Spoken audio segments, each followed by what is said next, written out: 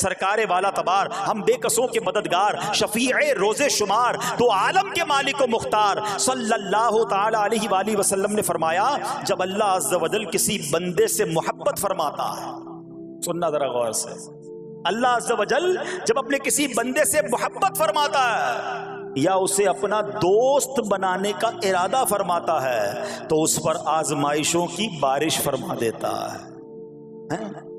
اب سوال ہے نا کہ میں اللہ دوست بھی بنا رہا ہے، اللہ کریم اس پر محبت بھی فرما رہا ہے اور آزمائشیں بھی بھیج رہا ہے۔ دوست پر آزمائشیں کون بھیجتا ہے؟ دوست کو تو راحتیں ڈالی جاتی ہیں۔ ہائے ہائے، اب یہی تو امتحان ہے، یہی تو چیک ہے۔ سنو، نبی پاک فرماتے ہیں جب اللہ اس پر آزمائش بھیجتا ہے نا، وہ بندہ اپنے رب کو پکارتا ہے، اے میرے رب عز و جل، تو اللہ فرماتا ہے میرے بندے تو جو کچھ مجھ سے مانگے گا میں تجھے عطا فرماؤں گا، تو جلد ہی تجھے دے دوں گا اور اسے تیری آخرت کے لیے ذخیرہ کر دوں گا۔ آج کل ویسے بھی حال ایسا ہی ہے جناب، جب تک پیسہ ہے، شہرت ہے، آپ کے پاس کوئی مال ہے تو آس پاس بہت سارے لوگ ہوتے ہیں، مگر جب یہ سب چیزیں چلی جائیں نا تو بعض اوقات ایسی کنڈیشن میں اپنے اور پرائیوں کی جانچ بھی ہو جاتی ہے کہ اب کون کھڑا ہے۔ دوستی مال کے لیے تھی، دوستی شہرت کے لیے تھی، دوستی منصب کے لیے تھی، یا کسی کی ذات سے واقعی خالص دوستی تھی؟ اب کیا ہوا؟ آپ کے سارے رشتہ دار، سارے دوست بھی دور چلے گئے، سوائے آپ کی فرما بردار زوجہ تھی جن کا نام تھا رحمت بن افراہیم، اور یہ حضرت یوسف علیہ السلام کی پوتی بھی تھی، اللہ کے نبی کی آل سے تھی، وہ آپ کی خدمت کرتی رہی۔ اب جسم پر پھوڑے ہیں، آبلے ہیں، ایک بیوی ہے، نہ پیسہ ہے، نہ مال ہے، نہ بچے ہیں، واٹ ایور جو تھا سب ختم، مگر زبان ہے کہ اس پر پھر بھی اللہ کا ذکر جاری ہے، پھر بھی شکر جاری ہے، پھر بھی صبر ہے۔ بات کرنا آسان ہے جناب، مشکل آئے اور صبر کرے بندہ، اصل امتحان یہ ہے زباں پر شکوائے رنجو علم لایا نہیں کرتے، زباں پر شکوائے رنجو علم لایا نہیں کرتے، نبی کے نام لیوا غم سے گھبرایا نہیں کرتے۔ ہم میں سے کسی پر ایسی آزمائش نہیں آئی نا، چھوٹی موٹی آزمائشیں تو آتی رہیں گی۔ ایک بات یاد رکھنا، یہ زندگی کی جو گاڑی ہے نا، یہ مسائل کے پہیوں پر ہی چلتی ہے۔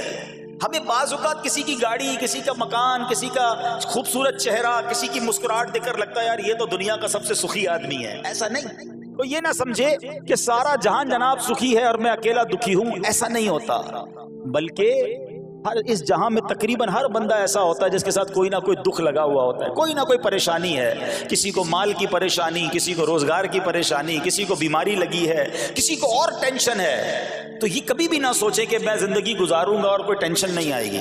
تیار رہو امتحان کے لیے، امتحان ضرور آنا۔ اب کمال یہ ہے کہ اس امتحان میں پاس کون ہوتا ہے۔ حضرت ابراہیم پر امتحان آیا، زبان پر صبر ہے، شکر ہے، شکوہ نہیں ہے۔ اب کیا ہوا کہ آپ کا سال ہاں سال تک یہ محال رہا، یہ 2-4 مہینے کا پرابلم نہیں تھا، کئی سال تک آپ بیمار رہے، آپ کی زوجہ جو ہے وہ خدمت کرتی رہی۔ اچھا یہاں ایک غلط فہمی دور کر دوں کہ کچھ لوگ یہ کہتے ہیں، یہ کتابوں میں پتہ نہیں کچھ کتابوں میں لکھ دیا گیا کہ حضرت ایوب علیہ السلام کو معاذ اللہ کوڑ کی بیماری ہو گئی تھی۔ ایسا بالکل نہیں تھا، کوڑ کی بیماری نہیں ہوئی تھی، بلکہ نہ کوڑ ہوا نہ جزام ہوا، آپ کو جسم پر پھوڑے پھنسیاں جن کو کہتے ہیں آبلے نکل آئے تھے، کیونکہ کوڑ کی بیماری وہ ہوتی ہے کہ جس سے لوگ نفرت یا حقارت کرتے ہیں۔ اللہ کے کسی بھی نبی کو کبھی بھی کوئی ایسی بیماری نہیں ہوئی جس کی وجہ سے لوگ اس سے حقارت یا نفرت کریں یا دور بھاگیں، کیونکہ اللہ نے ان نفوس قدسیہ کو، ان نیک بندوں کو، ان منتخب شخصیات کو لوگوں کی ہدایت کے لیے بھیجا ہے۔ ان کو کبھی کوئی ایسی چیز نہیں ہوئی کہ جس سے لوگ گھن کھا کر دور بھاگیں، تو یہ بالکل غلط ہے۔ البتہ آپ کے جسم پر آبلے تھے، پھوڑے تھی، اور اللہ اکبر، آپ اس حال میں کیا رب سے عرض کرتے تھے؟ آپ عرض کرتے تھے، قرآن میں یہ الفاظ موجود ہیں، انی انی مسنی الضر وانت ارحم الراحمین. ترجمہ کیا ہے؟ مجھے تکلیف پہنچی اور تو سب مہر والوں سے بڑھ کر مہر والا ہے، رحم کرنے والوں میں سب سے بڑھ کر رحم کرنے والا ہے. یعنی اللہ کی بارگاہ میں یہ عرض کرتے تھے، یا اللہ تکلیف پہنچی ہے، رحم تو نے کرنا ہے، تو ارحم الراحمین ہے. زمانے سے نہیں کہتے تھے. یہاں ایک اور پرابلم ہے، میں کوئی مسئلہ ہوتا ہے، پرابلم آتی ہے، ہم ساری دنیا سے کہتے ہیں یہ مسئلہ ہو گیا، یہ پرابلم ہو گئی. نہیں، ساری دنیا میں سے کوئی آپ کا مسئلہ حل نہیں کر سکتا. اس سے بات کرو نا جو مسائل کو حل کرنے والا ہے، اس سے عرض کرو نا جو مصیبت کو دور کرنے والا ہے. ادھر ادھر جانے کی بجائے پرابلم یہ ہے، جب بھی مشکل آتی ہے ہم سب کے پاس جاتے ہیں، ہم رب کے پاس نہیں جاتے ہیں. جاؤ اس کے پاس جو حل المشکلات ہے، جو مصیبتوں کو حل کرنے والا ہے، اس کی بارگاہ میں فریاد کرو. وہ شاعر کتنی پیاری بات لکھتے ہیں نا، یہ بہت سارے لوگوں کے لیے درس ہے جو اپنی پرابلمز کے لیے دنیا والوں کے پاس جاتے ہیں. ارے اگر پکارنا ہے تو اللہ کی بارگاہ میں پکارو، التجا کرنی ہے تو اللہ کے حبیب سے عرض کرو نا. شاعر لکھتے ہیں، کسی کا احسان کیوں اٹھائیں، کسی کو حالات کیوں بتائیں، کسی کا احسان کیوں اٹھائیں، کسی کو حالات کیوں بتائیں. تمہیں سے مانگیں گے تم ہی دو گے، تمہارے در سے ہی لو لگی ہے. ہم اللہ کی بارگاہ میں عرض کریں، اللہ کے حبیب کی بارگاہ میں لو لگائیں. دنیا والوں کے پاس کچھ نہیں رکھا، لیکن ہم دنیا والوں کو بتا کر اپنے صبر کا ثواب بھی ضائع کر دیتے ہیں. دیکھو حضرت ایوب علیہ السلام کا صبر، کسی سے نہ کہا، اللہ کی بارگاہ میں عرض کرتے رہے. اب آپ کی آزمائش کا وقت پورا ہوتا ہے، دعا کرتے رہے، التجا کرتے رہے، صبر کرتے رہے. حکم ہوا کہ اپنا پاؤں زمین پر مارو. حضرت ایوب علیہ السلام نے پاؤں زمین پر مارا تو زمین سے ایک چشمہ پھوٹ اٹھا. حکم الہی سے حکم دیا گیا کہ اب اس پانی سے غسل کرو. آپ نے جب اس پانی سے غسل کیا تو آپ کی تمام بیماریاں دور ہو گئیں. پھر آپ 40 قدم چلے، دوبارہ زمین پر قدم مارنے کا حکم دیا. قدم مارتے ہی ایک اور خوبصورت لذیذ ٹھنڈے پانی کا چشمہ نمودار ہوا. پانی ٹھنڈا، میٹھا اور لذیذ تھا. اب آپ نے وہ پانی پیا تو آپ کے باطن میں نور ہی نور پیدا ہو گیا اور آپ کو اعلیٰ درجے کی صحت و نورانیت حاصل ہو گئی. اور سنو، میرا رب تو قادر ہے نا، اللہ تعالیٰ نے آپ کی وہ ساری اولاد جو دب کر کئی سال پہلے مر گئی تھی، انتقال فرما گئے تھے، اللہ نے ان تمام اولاد کو پھر زندہ فرما دیا اور آپ کی بیوی کو دوبارہ جوانی بخشی، اور اب اس کے بعد بھی آپ کی کثیر اولاد ہوئی. سنو، جو جانور چلے گئے تھے نا، اللہ نے مویشی، اسباب و خزانہ اس سے زیادہ آپ کو پھر سے عطا فرما دیا. صبر کیا تھا نا. ان اللہ مع الصابرین. اچھا، یاد سب کو ہے یہ آیت، بچپن سے یاد ہے، اللہ صابروں کے ساتھ ہے، صبر کرنے والوں کے ساتھ ہے. مگر صبر کرنا نہیں ہے، امتحان آنا ہے تو صبر کرنا نہیں ہے. آیت سب کو پتا ہے. اچھا، جس کے ساتھ پرابلم ہو جائے نا، اس کو بھی بندہ درس دینے جا رہا ہوتا ہے، بھائی صبر کرنا، اللہ آپ کو صبر دے. لیکن جب اس پر امتحان آتا تو یہ صبر کرتا نہیں ہے. دوسروں کو درس دے رہا تھا، آج تیری باری آئی ہے نا، تو صبر کا دامن نہ چھوڑیں. میں آپ کو ایک بات سوال پوچھنا چاہتا ہوں. آج کل ہم بڑے لوگوں سے تعلقات کیوں بنانے کی کوشش کرتے ہیں؟ یار جب کوئی مشکل ٹائم آئے گا نا تو یہ بندہ کام آئے گا. یہ پیسے والا دوست ہے، یہ اس کے تعلقات بہت ہیں، اس کی گورنمنٹ میں بات ہے، اس کی وکیلوں میں بات ہے. 4-5 ایسے دوست ہونے چاہیے. یہ ڈاکٹروں کے اندر بڑی اچھی اس کی دوستی ہے، کوئی ڈاکٹر کا بھی کام آئے گا تو یہ بندہ کام آ جائے گا. ہم دنیا والوں سے تعلقات اس لیے بناتے ہیں تاکہ یار مصیبت آئے تو یہ بندہ کام آئے. اور نارملی اکثر ایسا ہوتا ہے کہ جس سے امید رکھی ہوتی ہے مصیبت کے وقت غائب ہو جاتا ہے. لیکن رب خود قرآن میں فرما رہا ہے، ان اللہ مع الصابرین. صبر کر لو، اللہ کی رحمت تمہارے ساتھ ہو جائے گی. اب میں آپ سے سوال کرتا ہوں، دنیا کے تعلقات ہوں یہ ضروری ہے یا یہ فائدہ مند ہے، یا بندہ صبر کر لے تو اللہ کی رحمت ساتھ ہو جائے، سارے غم ویسے ہی دور ہو جائیں گے؟ صبر، اس کو نہیں چھوڑنا ہے. تو حضرت ایوب علیہ السلام کی زندگی میں ایک اور واقعہ یہ ہوا کہ جب آپ بیمار تھے، آپ کو پتہ ہے جب بندہ بیمار ہوتا ہے تو بعض اوقات اس کی طبیعت میں کیفیات بھی ہوتی ہیں. تو آپ نے اپنی زوجہ کو پکارا تو آپ کی زوجہ کچھ دیر میں حاضر ہوئی. تو آپ نے جلال میں آ کر اس کو 100 درے، اپنی زوجہ کو 100 کوڑے مارنے کی قسم کھا لی. اب جب صحت آ گئی تو قسم تو آپ نے کھائی ہوئی تھی، تو اب کیا کرتے؟ اس بیوی نے تو خدمت بھی بہت کی تھی، اب اسے کوئی خاص کیفیت تھی، آپ نے قسم اٹھا لی تھی. सुभान अल्लाह, अय्यूब अलैहिस्सलाम को अल्लाह करीम ने कुरान में क्या हुक्म दिया कि ए अय्यूब, आप एक यानी 100 जिसको कहते हैं तिनके, 100 तिनकों वाली झाड़ू लें और उस झाड़ू को एक मर्तबा अपनी बीवी को मार दीजिए तो आपकी कसम जो है वो पूरी हो जाएगी, यानी कसम का कफ़ारा नहीं देना होगा। अल्लाह अकबर। अल्लाह ने उस नबी अलैहिस्सलाम की फर्मा बरदार बीवी की जो सज़ा थी या जो मामला था उसको कितना आसान फरमा दिया। तो रब्बे करीम ने कुरान मजीद फुरकान हमीद में इसको किस तरह बयान फरमाया, वख़ुज़ बियदिका दिग़फ़न फ़द्रिब बिही वला तहनस, फरमाया कि अपने हाथ में एक झाड़ू लेकर उसे मार दे और कसम न तोड़। इन्ना वजदनाहु साबिरा, फरमाया हमने इसे साबिर पाया।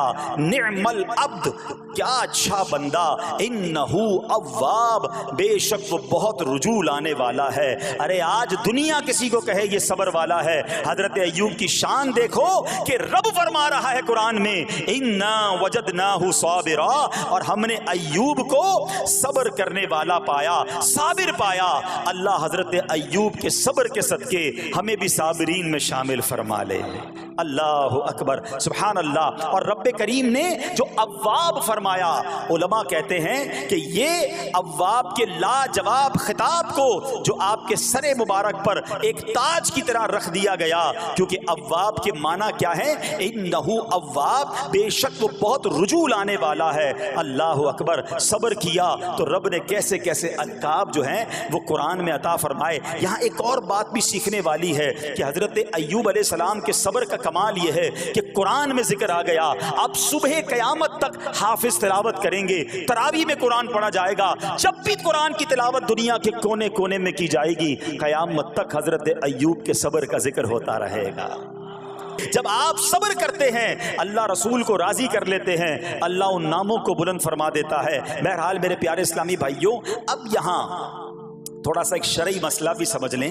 बाज़ औक़ात आप लफ्ज़ सुनते हैं हीला, अच्छा कुछ लोग जब ये लफ्ज़ हीला सुनते हैं तो कंफ्यूज हो जाते हैं, यार ये क्या, एक काम करना था उसको एक और तरीके से कर दिया, हमें समझ नहीं आ रहा, अजीब अजीब सी लोग बातें करते हैं। सुभान अल्लाह। उलमा फरमाते हैं, पहले हीले का मसला समझ लें। फतावा आलमगीरी में है, जो हीला किसी का हक मारने या उसमें शुबा पैदा करने या बातिल जरिए से फरेब देने के लिए किया जाए वो मकरूह है, और जो हीला इसलिए किया जाए कि आदमी हराम से बच जाए या हलाल को हासिल कर ले वो अच्छा है। इन्नमल अमालु बिन्नियात, गलत नीयत से हीला कि किसी का हक दबा लूं या मादअल्लाह ज़कात अदा ही ना करनी पड़े, अल्लाह को कोई धोखा नहीं दे सकता, अल्लाह देख रहा है कि इसकी नीयत क्या है। लेकिन हीला इसलिए है कि हराम से बच जाए, हलाल हासिल कर लिया जाए, तो उसकी जो जवाज की सूरतें हैं उलमा ने फरमाई ये आयत उसमें दलील है। और आयत क्या थी, वख़ुज़ बियदिका दिग़फ़न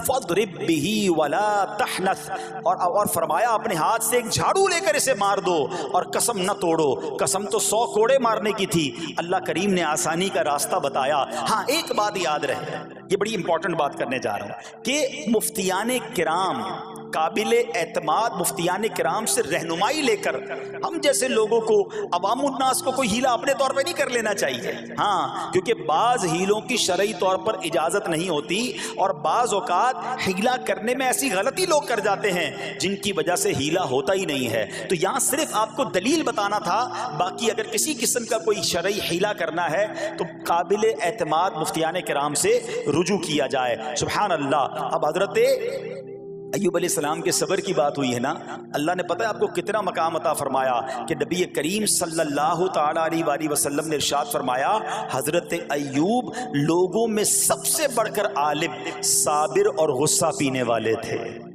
हजरत इब्न मसूद रदी अल्लाह तआला अन्हु से मरवी है कि हजरत अय्यूब अलैहिस्सलाम क़यामत के दिन सब्र करने वालों के सरदार होंगे। हाँ, सब्र करने वालों के भी सरदार होंगे। अच्छा, बाज़ औक़ात होता क्या है, अचानक कोई प्रॉब्लम आ गई, कहीं आग लग गई है, गाड़ी में नुकसान हो गया, पैसे चोरी हो गए, मोबाइल चोरी हो गया, कोई चीज में नुकसान हो गया, कारोबार में नुकसान हो गया, सेहत खराब हुई, बंदा कहता है यार ये मेरे साथ क्यों हुआ है, मैंने ऐसा क्या किया है। बाज़ औक़ात ज़बान से शिकवे, शिकायत, हालांकि कुरान मजीद फुरकान हमीद ने तो पहले ही हमें बता दिया है। हमारा प्रॉब्लम पता है क्या है, हम बहुत सारी बातें जानते हैं दुनिया की, कुरान और हदीस पढ़ते नहीं हैं। تو مینٹلی پریپیئرڈ نہیں رہتے. آپ کو پہلے ہی پتا ہو کہ یار گرمیاں آنے والی ہیں تو اچانک گرمیاں آئیں گی تو پریشان نہیں ہوں گے نا. آپ کو پتا تھا جون جولائی میں گرمی ہوتی ہے بھائی, سردیاں نہیں ہوتی. آپ پنکھا بھی تیار رکھتے ہیں, ٹھنڈا پانی کا انتظام بھی رکھتے ہیں, گرمی کے وقت باہر کم نکلتے ہیں. اور سردیاں آتی ہیں آپ کو پہلے ہی پتا ہوتا ہے, رضائی تیار کر لیتے ہیں, سویٹر نکال لیتے ہیں. ایسا نہیں ہوتا کہ صبح اٹھتے تو 40 ڈگری ہوتا ہے, دوسرے دن اٹھتے تو 5 ڈگری ہوتا ہے. بندہ کہ یار آج ٹھنڈ کیوں ہو گئی, کل گرمی کیوں ہو گئی. مینٹلی پریپیئرڈ جب بندہ ہوتا ہے تو وہ تیار ہوتا ہے. اگر جو قرآن پڑھنے والا ہے, حدیث پڑھنے والا ہے, اس کو تو پہلے ہی مینٹلی پریپیئرڈ ہونا ہے. کیوں؟ قرآن کا وعدہ ہے نا, قرآن کا اعلان سنو. اللہ کریم قرآن مجید میں کیا ارشاد فرماتا ہے؟ بسم اللہ الرحمن الرحیم وَلَنَبْلُوَنَّكُمْ بِشَيْءٍ مِّنَ الْخَوْفِ وَالْجُوعِ وَنَقْصٍ مِّنَ الْأَمْوَالِ وَالْأَنفُسِ وَالثَّمَرَاتِ وَبَشِّرِ الصَّابِرِينَ. اور ضرور ہم تمہیں آزمائیں گے. کیا فرمایا؟ ضرور آزمائیں گے, تیار رہو. دیر از ایگزامینیشن. اچھا آزمائش کن کی چیزوں کی ہوگی؟ سبحان اللہ, قرآن نے لسٹ بھی دے دی ہے کہ آزمائش کیا ہوگی. فرمایا کچھ ڈر سے, اچانک خوف آ جاتا ہے نا, کوئی دشمن آ جاتا ہے, کوئی دھمکی دے رہا ہوتا ہے, اچانک حالات خراب ہو جاتے ہیں, دل میں خوف بیٹھ جاتا ہے. پھر فرمایا بھوک سے, مال کم ہو گیا, تنگی آ گئی تو بھوک سے. پھر فرمایا کچھ مالوں اور جانوں اور پھلوں کی کمی سے. کبھی کاروبار میں نقصان ہوگا, کبھی کسی کے باغات ہے تو باغ فصل اجڑ سکتی ہے, آپ کو کوئی نقصان ہو سکتا ہے, کسی جگہ آگ لگ سکتی ہے, اور جانوں کی کمی سے بیماری بھی آ سکتی ہے. مگر آگے کیا فرمایا؟ وَبَشِّرِ الصَّابِرِينَ, خوشخبری سنا ان صبر والوں کو. اور جب سبحان اللہ یہ ایگزام آتا ہے نا, جو اس ایگزام سے نکل جاتا ہے تو رب نے فرمایا خوشخبری ہے. اللہ اکبر. ہم نے زندگی میں دیکھا ہے جس نے مصیبت پر صبر کیا, اللہ کی رضا پر راضی رہا, اللہ نے مشکل سے بھی نکالا اور پہلے سے اسے زیادہ عطا فرما دیا. ہمارا پرابلم ہی ہم ٹیسٹ میں فیل ہو جاتے ہیں. جیسے امتحان شروع ہوا, واویلا شروع, شور شروع, شکوے شروع, سب کو بتانا. حالانکہ کر کوئی نہیں سکتا لیکن سب کو بتائیں گے. نہ کرو ایسا, میں جانوں میرا رب جانے, مجھے کیوں کسی کو بتانا. ہاں وہ کریم ہے, وہ دیکھ رہا ہے کہ میرا بندہ صبر کر رہا ہے. سبحان اللہ. حضرت سیدنا امام ابو جعفر محمد بن جریر طبری تفسیر طبری میں اس آیت مبارک کے تحت فرماتے ہیں, یعنی ہم تمہیں دشمن کے خوف, قحط سالی, شدید بھوک و فقر و فاقہ, فصلوں کی کمی, مقاصد کے حصول میں مشکلات, کفار سے جنگ کے دوران افرادی قوت میں کمی اور اہل و عیال کی موت وغیرہ کے ذریعے آزمائیں گے. اور یہ سب چیزیں بطور امتحان ہوں گی تاکہ تمہارے سچے جھوٹوں سے اور اہل بصیرت منافقوں سے جدا ہو جائیں. یعنی اس ٹیسٹ میں پتہ چل جائے گا کون اللہ والا ہے, کون صبر والا ہے, کون اللہ کی رضا پر راضی رہنے والا ہے. سنو سنو, جب یہ تکلیف آتی ہے نا تو اس کا پھر اجر کتنا ملتا ہے. شہنشاہ نبوت, مخزن جود و سخاوت صلی اللہ تعالی علیہ وسلم نے ارشاد فرمایا, جو دنیا میں ہی اپنی ہر خواہش کی تکمیل کر لے تو یہ چیز آخرت میں اس کے اور اس کی خواہش کے درمیان آڑ اور پردہ بن جائے گی. اور جو مالداروں کی زینت کی طرف اپنی نگاہیں دراز کرے تو وہ آسمان والوں کے سامنے بے عزت ہو جاتا ہے. اور جو شدید بھوک پر صبر کرے اللہ عز و جل اس کو جنت الفردوس میں جہاں چاہے گا ٹھکانہ عطا فرمائے گا. ہاں, ہر چیز پوری ہو جائے, جو چاہیے وہ مل جائے, یہ نہیں ہونا چاہیے. کچھ نہ کچھ آزمائشیں آئیں گی, اور اگر سب ادھر مل گیا تو ادھر پھر کیا ملے گا. ہم اللہ سے یہ دعا کرتے ہیں کہ ادھر بھی عطا فرمائے, ادھر بھی محروم نہ کرے. ہاں, ہمیں ڈرتے بھی رہنا چاہیے کہ یار میں جو مانگتا ہوں ادھر مل جاتا ہے, کہیں وہاں محروم نہ رہ جاؤں. تو آزمائش آئے تو صبر کرنا چاہیے, اللہ کی رضا کے طور پہ زندگی گزارنی چاہیے. ایک بار نبی پاک علیہ الصلوۃ والسلام انصار کے پاس تشریف لے گئے تو فرمایا کیا تم مومن ہو؟ بڑا کمال کا سوال جواب ہے, ذرا غور کیجئے گا. ہمارے پاس بھی کوئی آ کر کہے کہ کیا تم مومن ہو تو ہم کیا جواب دیں گے؟ صحابہ خاموش رہے. سیدنا فاروق اعظم نے کہا حضور ہاں ہم مومن ہیں. شاید ہمارا بھی جواب یہی ہوگا, ہم مومن ہیں. مگر اگلا سوال سنو نبی پاک علیہ الصلوۃ والسلام کا. فرمایا کہ اگر تم مومن ہو تو تمہارے ایمان کی علامت کیا ہے؟ ہاں, اب ہم سے کوئی یہ سوال کرے تو ہم جواب کیسے دیں گے؟ بھائی تم کہہ رہے ہو مومن ہیں, واٹ از دا سمٹمز, کوئی نشانی, کوئی علامت تو بتاؤ نا. اب یہ سوال کرنے والے کون ہیں؟ پیارے آقا صلی اللہ تعالی علیہ وآلہ وسلم. صحابہ سامنے بیٹھے ہیں. ارشاد فرمایا مومن ہو تو علامت کیا ہے؟ تو کیا شاندار جواب دیا. کہ صحابہ کرام نے کہ ہم جب فراخی کی حالت ہوتی ہے نا، آسانی ہوتی ہے تو ہم شکر ادا کرتے ہیں، جب آزمائش آتا ہے، کوئی پرابلم آتی ہے، ہم صبر کرتے ہیں اور اللہ کے فیصلے پر راضی رہتے ہیں۔ نبی اکرم علیہ الصلوۃ والسلام نے جواب میں کیا فرمایا؟ رب کعبہ کی قسم تم مومن ہو۔ تو پتہ یہ چلا کہ مومن ہونے کی نشانی یہ ہے کہ جب اچھے دن آئیں تو شکر کرے اور مشکل کے دن آئیں تو اللہ کی رضا پر، اللہ کے فیصلوں پر راضی رہے، صبر کرے۔ اب آؤ سوال کرتے ہیں، اچھے دن آتے تو ہم کیا کرتے ہیں؟ ارے بھائی میں تو انتظار میں تھا، تھوڑے پیسے آئیں تو فلاں عیاشی کروں، فلاں گناہ کروں، تھوڑے پیسے تھے تو وہ کام ہی نہیں کر پا رہا تھا، اب تو موقع لگا ہے، اب تو دن آئے ہیں۔ معاذ اللہ، جس کو اللہ نعمتیں دیتا ہے، فراخی دیتا ہے، تو وہ اللہ کی نافرمانی میں لگ جاتا ہے، اور جب اس کو کوئی آزمائش بھیجتا ہے تو وہ ناشکری کہہ کر، بلکہ بعض اوقات تو کفریہ کلمات منہ سے نکال کر ایمان سے بھی ہاتھ دھو بیٹھتا ہے۔ ایسا نہیں ہونا چاہیے۔ عقل مند وہ ہے، یاد رکھنا کہ رب جتنی عطائیں بڑھائے ہم اتنے سجدے بڑھائیں، ہم اتنے صدقے بڑھائیں۔ دیکھو نا دنیا میں کیا ہوتا ہے، آپ کو کوئی تحفہ دے، آپ کیا کہتے ہیں؟ شکریہ، جزاک اللہ۔ دوبارہ تحفہ دے، آپ کہتے ہیں بہت مہربانی۔ تیسری بار دے، بندہ کہ یار یہ تو مجھ پر کتنا مہربان ہے۔ اتنی مہربانیاں، ناراض نہیں ہونا چاہیے۔ جو تمہیں دنیا میں 2-4 تحفے دے دے، تم اسے ناراض نہیں کرنا چاہتے۔ جب سے میں پیدا ہوا، جب سے وہ نواز رہا ہے، وہ ناراض نہ ہو جائے اس کا کوئی خیال نہیں، وہ دیے جا رہا ہے۔ ہم تو دیکھتے ہیں نا، بندہ غریب ہوتا ہے، تھوڑے گناہ، جیسے جیسے امیر ہوتا گیا اس کے پر پرزے نکلنا شروع ہو جاتے ہیں، مسجد سے دور، نمازوں سے دور، معاذ اللہ حرام کاموں میں پڑ جاتا ہے۔ ارے اللہ کے بندے، تجھے رب نواز رہا ہے، تیرے تو سجدے بڑھنے چاہیے تھے۔ لیکن ہوتا کیا ہے، وہ عطائیں بڑھاتا ہے، لوگ خطائیں بڑھاتے ہیں۔ نہ کرو ایسا۔ جب فراخی ہو، جب اللہ کی طرف سے آسانی ہو تو شکر ہو، اور جب آزمائش آئے تو صبر ہو۔ یہی مومن کی نشانی ہے، اور اللہ سے دعا کرتے ہیں کہ اللہ کریم ہمیں اپنے شکر گزار اور صبر کرنے والے بندوں میں شامل فرما لے۔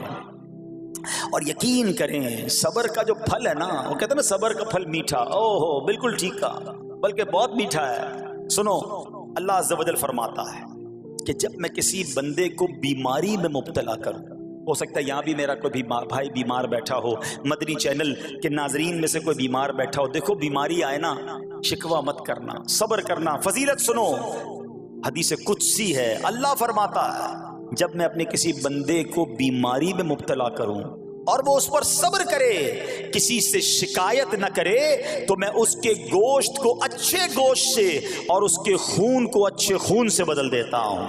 پھر اگر اسے شفا دیتا ہوں تو ایسی شفا دیتا ہوں کہ اس کے نامہ اعمال میں کوئی گناہ نہیں رہتا، اور اگر میں اسے دنیا سے اٹھا لوں تو اسے اپنی رحمت کاملہ کے سائے میں لے جاتا ہوں۔ ارے کمال ہو گیا، بیماری آئی، بیماری جب جاتی ہے تو گناہوں سے بھی پاک کر کے جاتی ہے۔ صرف ایک ہی تو کنڈیشن ہے، صبر کرنا۔ بیماری آئی، صبر کرنا، ہاں کسی سے بات نہ کریں، شکوہ نہ کریں، اللہ کی بارگاہ میں عرض کریں مولا تیری مہربانی، ہاتھ میں درد ہے باقی جسم تو سلامت ہے، اے اللہ آنکھ میں درد ہے باقی جسم تو سلامت ہے، اے اللہ گردوں میں پرابلم ہے میرا باقی جسم تو سلامت ہے، یہ بھی تیری مہربانی ہے۔ اللہ کرے کہ ہم شکر گزار بندے بن جائیں، کیونکہ یہ بیماری تو ہمارے گناہ معاف کروانے آئی تھی، مگر افسوس یہ ہے کہ جو گناہ معاف کروانے والا کام ہمارے ساتھ ہوا اس میں بھی ہم نے اللہ کو ناراض کر دیا اور شکوے شکایات کی۔ سنو سنو، اس نے اخلاق کے پیکر نبیوں کے تاجور صلی اللہ تعالی علیہ وسلم نے ارشاد فرمایا، ابھی تو صرف بیماری کی بات ہوئی نا، اب آؤ اگر کسی کو کاروبار میں نقصان ہو گیا، کسی کے پیسے کم ہو گئے، کسی کی جان و مال کا کوئی نقصان ہوا، کوئی آگ وغیرہ لگ گئی، سنو اللہ کے حبیب علیہ الصلوۃ والسلام فرماتے ہیں کہ اللہ ارشاد فرماتا ہے، پھر حدیث قدسی ہے کہ جب میں اپنے کسی بندے کے بدن یا اس کے مال یا اس کی اولاد کی طرف کوئی سختی بھیجوں، پھر وہ صبر جمیل کے ساتھ اس کا استقبال کرے، تو قیامت کے دن مجھے اس سے حیا آئے گی کہ میں اس کے لیے میزان قائم کروں یا اس کا نامہ اعمال کھولوں۔ ہائے ہائے ہائے، سمجھتے ہو اس کا مطلب؟ اللہ فرما رہا ہے مجھے حیا آئے گی کہ اپنے بندے سے اب کیا حساب لوں. جب آزمائش بھیجی تھی تو اس نے صبر کیا تھا, اس نے شکوہ نہیں کیا تھا. خدا کی قسم میں آپ سے پوچھتا ہوں, میرا کوئی نقصان ہو جائے اور قیامت کے دن میرا نامہ اعمال نہ کھولا جائے, مجھے اللہ کی بارگاہ میں حساب نہ دینا پڑے, مجھے بتاؤ یہ دنیا کے حساب نقصان کی کیا حیثیت ہے اگر ادھر بخشا جائے. سنو تو صحیح, رب فرما رہا ہے کہ مجھے حیا آتی ہے کہ اس کے لیے میزان قائم کروں یا اس کا نامہ اعمال کھولوں. ارے یہ ساری دنیا کی دولت, یہ ساری دنیا کی آسائشیں ایک طرف, اگر قیامت کے دن حساب کتاب میں آسانی مل جائے, اللہ بلا حساب جنت میں داخل کر دے, اس سے بڑھ کر کوئی نعمت نہیں. مگر آج افسوس یہ ہوتا ہے کہ اگر کسی پر امتحان آتا ہے, وہ اس امتحان میں فیل ہو جاتا ہے. اس حدیث میں ایک لفظ استعمال ہوا صبر جمیل کے ساتھ. اب یہ بھی بڑا مسئلہ ہے کہ لوگوں کو یہی نہیں پتا کہ صبر جمیل ہے کیا. لوگ کہتے تو بہت ہیں, اللہ پاک آپ کو صبر جمیل عطا فرمائے. اب اس سے پوچھو بھائی صبر جمیل کی تعریف کیا ہے, تو پھر تعریف نہیں پتا ہوتی. یہ کسی جمیل بھائی کا صبر نہیں ہے کہ جس کو صبر جمیل کہا جاتا ہے. صبر جمیل کی تعریف سمجھو. علماء کہتے ہیں کسی مصیبت زدہ اور غیر مصیبت زدہ کو برابر میں دیکھو, مگر دونوں میں کوئی فرق نظر نہ آئے. یعنی چہرہ بھی نہ بتائے کہ وہ کسی مشکل میں ہے, اس کی عادتیں بھی نہ بتائیں کہ وہ کسی پرابلم میں ہے, یعنی اس کو دیکھ کر پتہ ہی نہ چلے کہ وہ بڑی مشکل میں ہے. فرمایا یہ ہے صبر جمیل. مگر آج ہمارا حال یہ ہے, ہمارا چہرہ بتا دیتا ہے بھائی خیر تو ہے, بڑی ٹینشن میں ہو, ہاں یار کیا کروں بس موبائل ٹوٹ گیا, ارے بھائی بڑی چہرے پہ بڑی ہوائیاں اڑ رہی ہیں, بس کیا کروں جناب آج 5,000 روپے کھو گئے. 5,000 روپے کھو جائیں, چھوٹا سا نقصان ہو جائے, ہمارا چہرہ بتا دیتا ہے کہ ہمارے ساتھ کوئی معاملہ ہوا ہے. صبر جمیل یہ ہے کہ دیکھ کر کوئی پہچان ہی نہ سکے کہ یہ بندہ کتنی مشکل میں ہے, چاہے اندر کتنی تکلیف میں ہو, دنیا والوں کو نہ بتائے کیونکہ وہ رب کا بندہ ہے, وہ اللہ کی بارگاہ میں فریاد کرے. یہ صبر جمیل ہے اور اللہ اسے ہم سب کو نصیب فرمائے. ہاں یہ بڑی کمال کی بات ہے. ہم کیا کرتے ہیں, سارے جہان کو بتاتے ہیں. اچھا پھر آخر میں لوگ کہتے بھی ہیں, جب پورے محلے کو بتا دیا نا, پھر اس کے بعد کہتے ہیں بس کیا کریں بھائی صبر ہی کر رہے ہیں.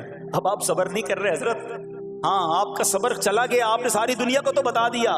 صبر یہ ہے کہ صبر پہلے صدمے پر ہوتا ہے. جیسے ہی آپ کو کوئی صدمہ لگا نا, اب آپ جانے رب جانے, نہ بتائیں کسی کو, ٹھیک ہے وہ الگ بات ہے, آپ کسی کو دعا کے لیے کہہ دیں, لیکن بڑا نقصان ہو گیا, بڑی مشکل ہو گئی, بڑی پریشانی ہو گئی, اس سے حل تو کوئی نہیں ہونا. اچھا ہمارا ماجرا ایک اور بھی بڑا عجیب ہے, مشکل ہو جائے تو سب کو بتاتے ہیں, آسانی ہو جائے تو پھر کسی کو نہیں بتاتے. 5,000 کا نقصان سارے محلے کو پتا ہے, 50,000 کا فائدہ ہوا پھر کسی کو بتایا آپ نے؟ نہیں یار بتاؤں گا تو نظر لگ جائے گی. گھر والوں کو تو بالکل بھی نہیں بتاؤں گا, خرچہ بڑھا دیں گے. گھر والوں کو ساری ٹینشن کی خبریں جا کے دے رہے ہوتے ہیں, مارکیٹ میں بڑا نقصان ہو گیا, آج بڑا مندہ ہے, ارے بھائی کاروبار بالکل نہیں ہے, تاکہ گھر والوں کا خرچہ روک سکے. اور جیسے ہی کاروبار اچھا ہو گیا, گھر جاتے پھر بھی وہی والا منہ بنا لیتے ہیں تاکہ ان کو پتہ نہ چلے میں بڑے پیسے کمانے لگا ہوں. یہ نہ کیا کریں. ہاں ٹینشن آپ کسی کو بتا کر اپنا صرف ثواب ضائع کرتے ہیں, باقی کچھ نہیں ہوتا.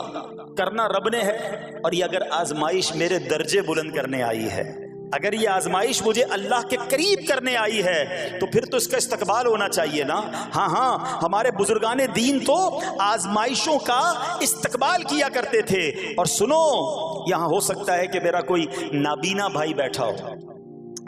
بعض اوقات ایسا بھی ہوتا ہے کہ اچانک کسی کی بینائی چلی جاتی ہے, آنکھیں ٹھیک ہوتی ہیں اور اچانک ایکسیڈنٹ ہوا یا کوئی واقعہ ہوا ہے, بہت بڑی آزمائش. اللہ اس آزمائش سے ہمیں محفوظ رکھے.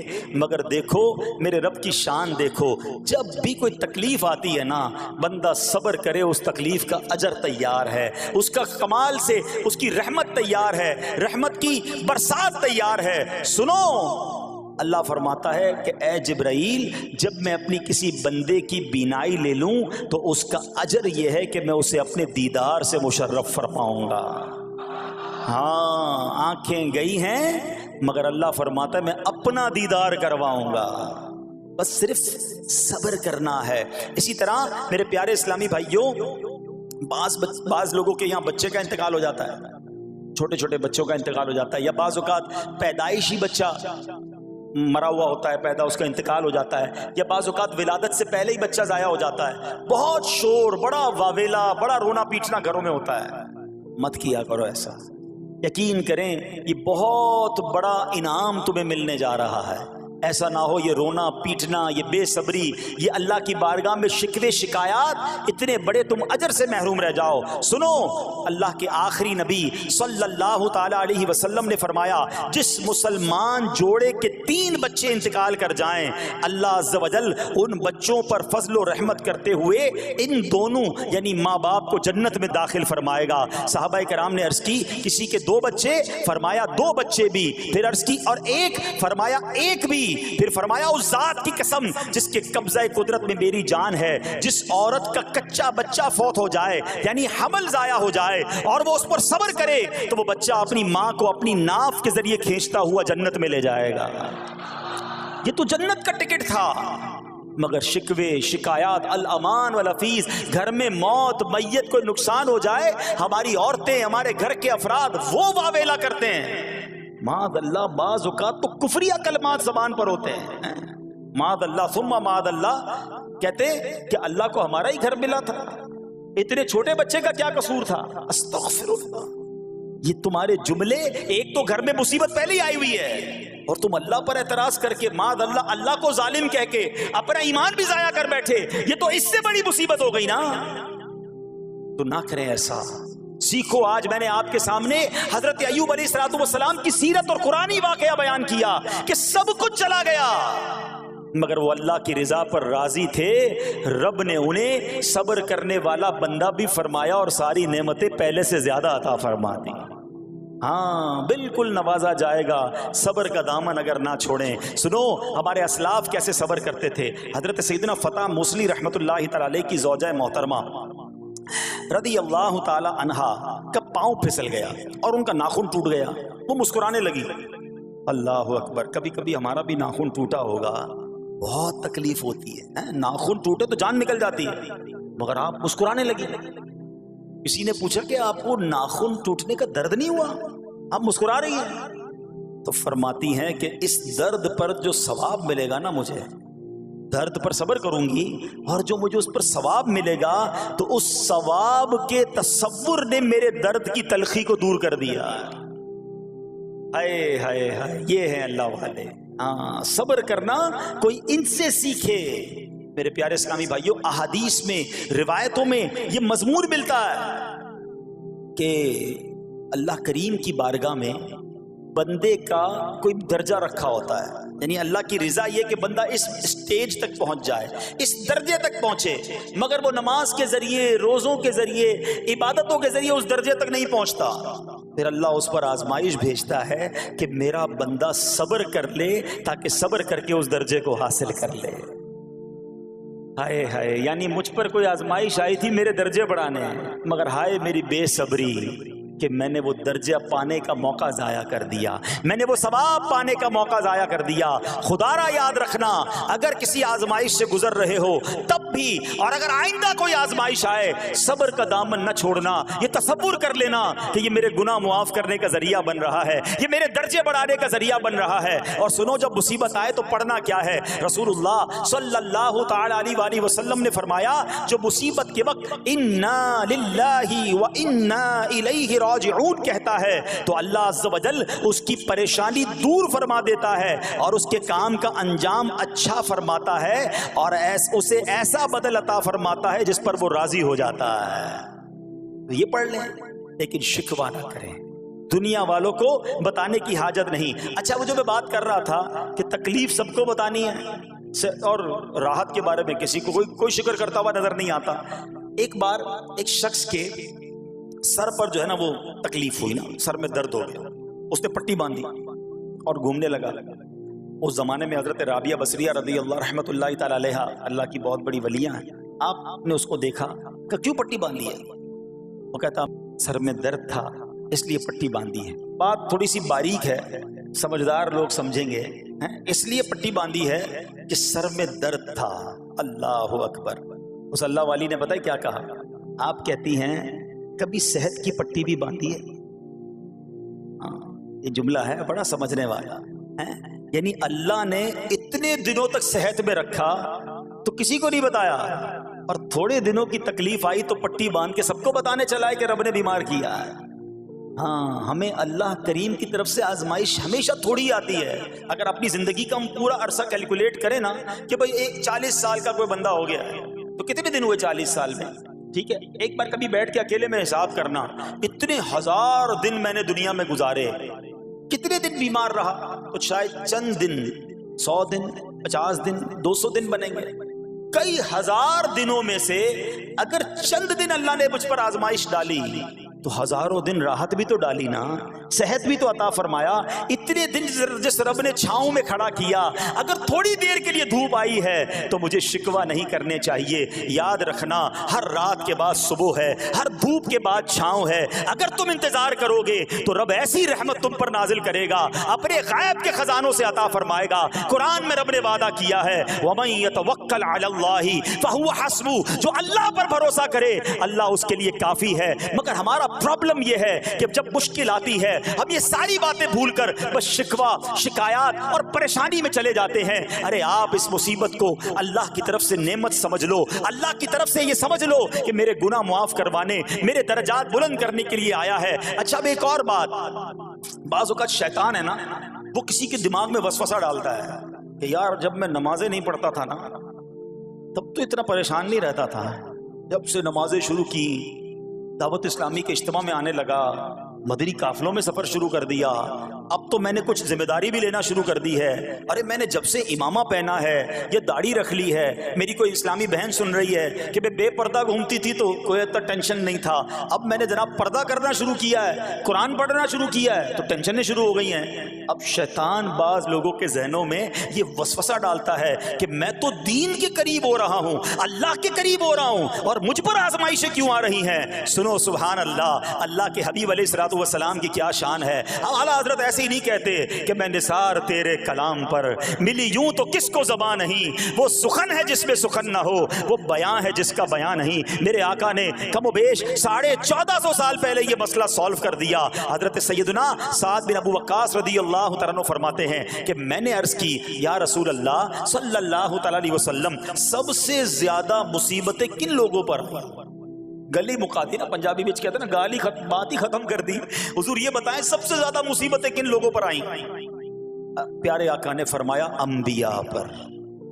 اللہ اکبر، اللہ کے سب سے قریب تو انبیاء ہیں نا، انبیاء پر، پھر ان لوگوں کے بعد جو لوگ بہتر ہیں، پھر ان کے بعد جو بہتر ہیں. سنو اب اگلا جملہ، بندے کو اپنی دینداری کے اعتبار سے مصیبت میں مبتلا کیا جاتا ہے. اگر وہ دین میں سخت ہوتا ہے اس کی آزمائش بھی سخت ہوتی ہے، اگر وہ دین میں کمزور ہوتا ہے تو اللہ عز و جل اس کی دینداری کے مطابق اسے آزماتا ہے.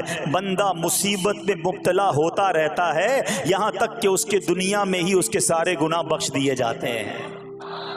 گویا اللہ کی یہ رحمت ہے کہ بندہ بڑا نیک ہو رہا ہے، رب چاہتا ہے کہ اس بندے پر آزمائش بھیجوں، میرا نیک بندہ صبر کرے، اس کے گناہ معاف ہو جائیں اور میرے پاس آئے تو اس کو جنت میں داخل کر دوں. اللہ اکبر. اے پیارے اسلامی بھائیو یاد رکھنا، اب جو میں نے ایک سوال قائم کیا تھا نا کہ یار میں تو دین کے قریب، میں تو اللہ کے قریب ہونے کی کوشش کر رہا ہوں اور ایک کے بعد ایک آزمائش آ رہی ہے، یہ کیا ہے؟ اب ایک اور حدیث سن لو. سبحان اللہ. حضرت سیدنا انس رضی اللہ تعالیٰ عنہ سے روایت ہے، سرکار والا تبار، ہم بے کسوں کے مددگار، شفیع روز شمار، تو عالم کے مالک و مختار صلی اللہ تعالی علیہ وآلہ وسلم نے فرمایا جب اللہ عز و جل کسی بندے سے محبت فرماتا ہے، سننا ذرا غور سے، اللہ عز و جل جب اپنے کسی بندے سے محبت فرماتا ہے یا اسے اپنا دوست بنانے کا ارادہ فرماتا ہے تو اس پر آزمائشوں کی بارش فرما دیتا ہے.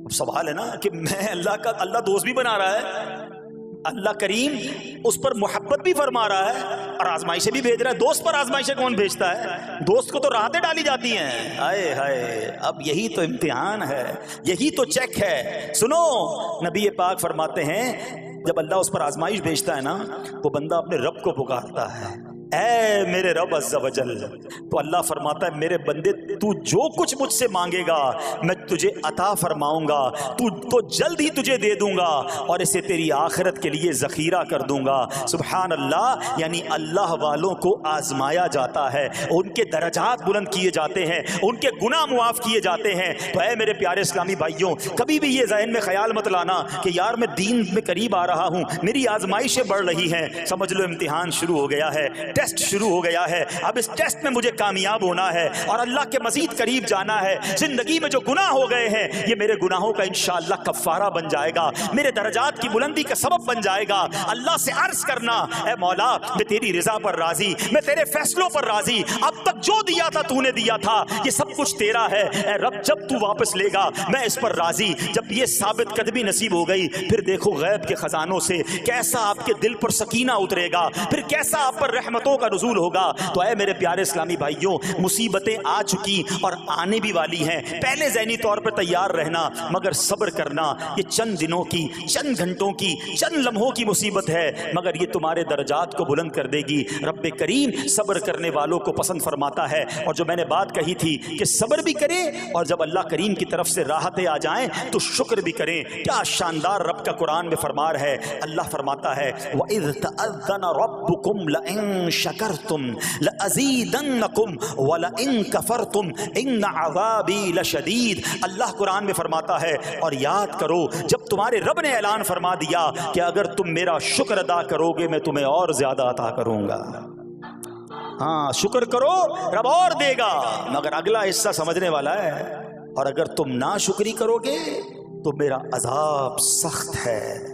اللہ نے اپنے عذاب سے بھی ڈرایا ہے اور شکر کرنے کا درس بھی دیا ہے۔ تو بہرحال میرے پیارے اسلامی بھائیوں، اللہ کریم سے میں دعا کرتا ہوں کہ اپنے نیک بندوں کے صدقے، کربلا والوں کے صبر کے صدقے، نبی پاک علیہ الصلوۃ والسلام کے طائف کے میدان میں پتھر کھا کر دعا دینے والے صبر کے صدقے، رب کریم ہمیں بھی صبر کی نعمت نصیب فرمائے، صرف زبانی نہیں قلبی طور پر ہمیں صبر کرنے والوں میں شامل فرما لے۔ اگر ہم پر کوئی آزمائش ہے تو رب کریم یہ آزمائش ہمارے گناہوں کا کفارہ بنا دے، ہمارے درجات کی بلندی کا سبب بنا دے۔ دعوت اسلامی کے مدنی ماحول سے اگر ہم وابستہ رہیں گے نا تو ہمیں انشاءاللہ صبر کرنے کا پریکٹیکل جو ہے وہ موقع بھی ملتا رہے گا۔